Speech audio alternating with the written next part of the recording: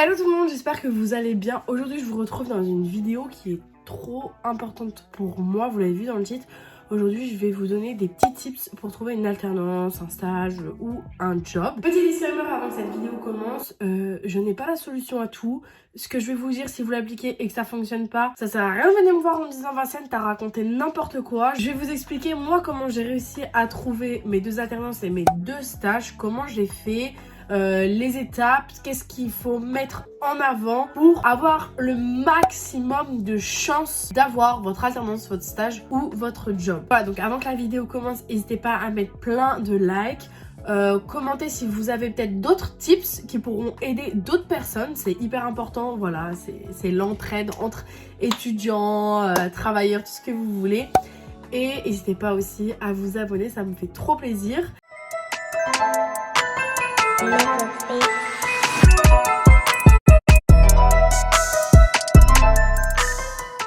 Donc alors, le premier point pour vous permettre de trouver au plus vite ce que vous recherchez, je vais dire ce que vous recherchez pour alternance, stage et tout, parce que je vais pas répéter tout le temps, c'est d'abord d'avoir un CV au top du top. Alors, par rapport au CV, je sais que moi, d'abord, je mets mes compétences, ce que je sais faire, mes expériences et ensuite mes diplômes. Les diplômes, c'est vraiment, entre guillemets, ce qu'on va regarder en dernier, mais vraiment, mettez en avant tout ce que vous savez faire et ensuite vos expériences qui appuient vos compétences. Ça, c'est primordial. Mais voilà la forme de mon CV. J'ai jamais eu de retour négatif dessus, donc je pense que c'est pas mal. Je sais pas si je ferai une vidéo sur le CV parfait avec des professionnels ou pas. Il faudrait que je vois ça. Je sais pas si ça vous intéresserait que je vous explique comment faire un peu son CV parfait, mais dites-moi. Une fois que vous avez votre CV qui est bien fait, il faut que vous vous posiez la question de qu'est-ce que je vais mettre le plus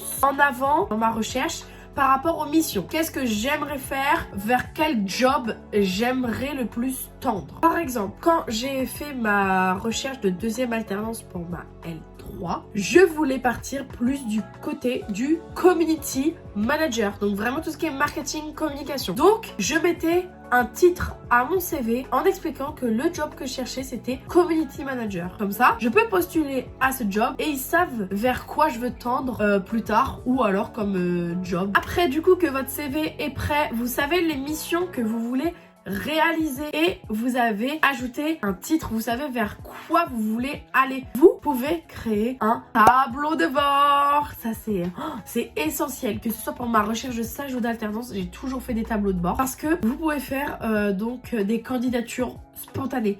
Et les candidatures spontanées, parfois, il faut les relancer.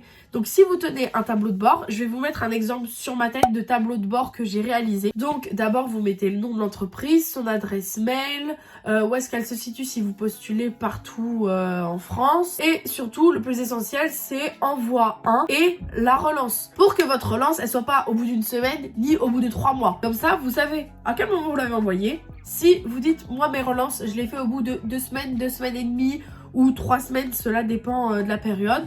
Vous savez que vous devez relancer à ce moment-là. Et comme ça, en plus, vous savez qui vous a répondu, si c'est positif, si c'est négatif, les rendez-vous que vous avez.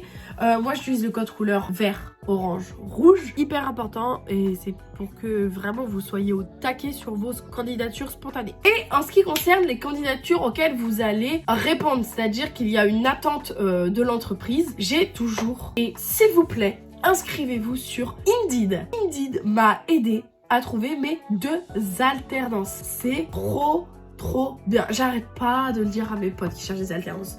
Inscrivez-vous sur Indeed. Donnez tout sur Indeed. Indeed, c'est trop bien. Du coup, après, en fait, avoir inséré votre CV, vous pouvez créer une lettre de motivation que vous allez à chaque fois réutiliser. Donc, vous la personnalisez pas. Mais ça permet qu'à chaque fois que vous postulez, vous avez le CV plus la lettre de motivation. Donc, par exemple, je vous mets un exemple de la lettre de motivation que j'ai fait pour ma recherche d'alternance, ma deuxième alternance. C'était général. Mais ça expliquait bien ce que je voulais. Et après, bah, du coup, vous pouvez faire des recherches par poste, par géographie. Et franchement, j'ai postulé à tout. Que ce soit des stages, des alternances, des CDD, des CDI. J'avais postulé à tout. Plus, ce qui est trop cool avec Indeed, c'est qu'ils vous mettent un tableau de bord à votre disposition pour que vous puissiez voir qui vous a répondu, qui a vu votre candidature, qui vous a refusé. Donc ça c'est top. Si vous avez un travail, une alternance, un stage à trouver, inscrivez-vous sur Indeed. C'est la base et je suis sûre à 100% que s'il faut que je trouve un travail, je pourrais trouver grâce à Indeed. Après, envoyez pas 3 candidatures et vous êtes là en train « Ah oui, ils m'ont pas répondu ». J'ai envoyé je sais pas combien de candidatures et il n'y a que comme ça que ça fonctionne. La quantité. Mais faites de la qualité quand même. Envoyez pas non plus à n'importe qui. Faites de la qualité, mais surtout la quantité, c'est hyper important. Mais ouvrez-vous un maximum de chances d'obtenir un travail, une alternance. Et donc, quand vous avez fait tout ça, normalement, vous avez toutes les clés pour trouver ce qu'il vous faut.